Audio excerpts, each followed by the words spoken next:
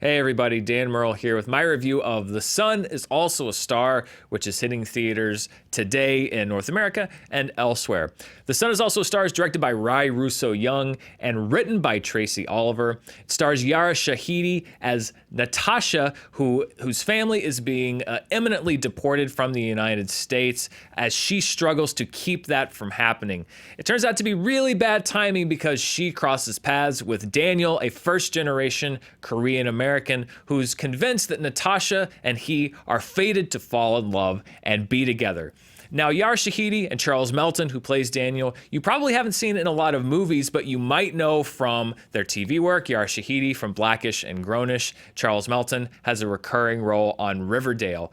And I'm sure that these are two fine actors in their own rights in other projects, but I didn't really feel that they were particularly strong in this movie. So much of The Sun is Also a Star relies on the chemistry between these two.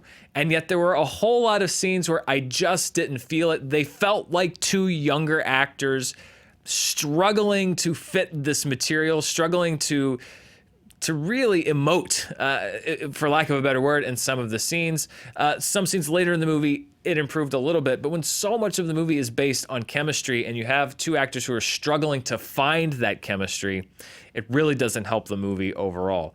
To be honest, they're not done a lot of favors by the script of the film. The Sun is Also a Star is based on a book of the same name.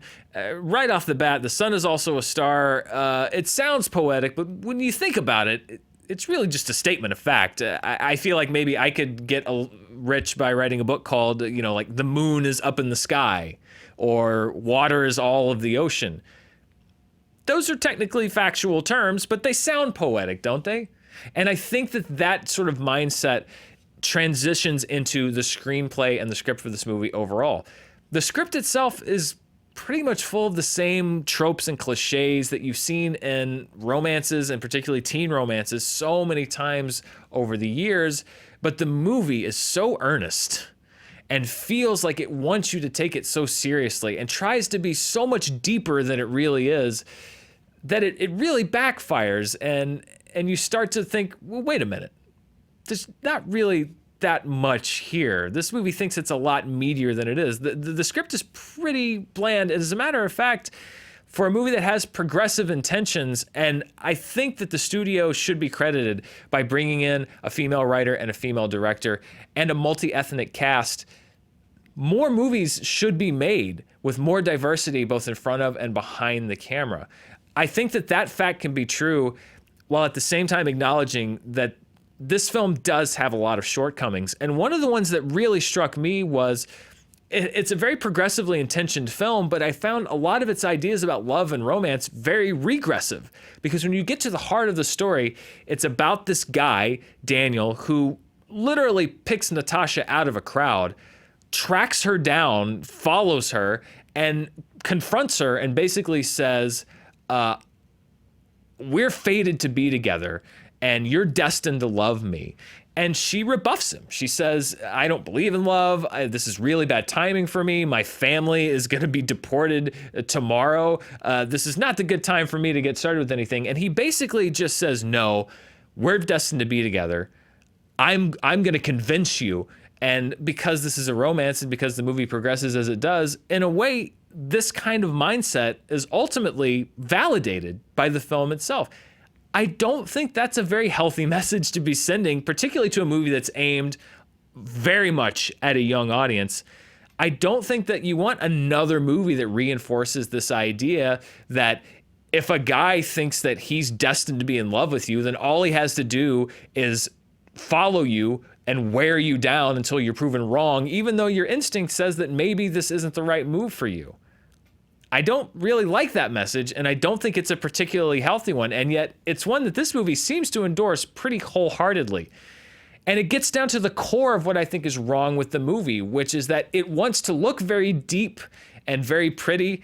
20% of the movie, I would estimate, is establishing shots of New York, but shot at weird angles and with a rotating camera. There's a scene where the two characters are going to an airport that starts with a long shot of them driving over a bridge, and then a long shot outside the airport, and then a long shot over the airport, and then another shot outside.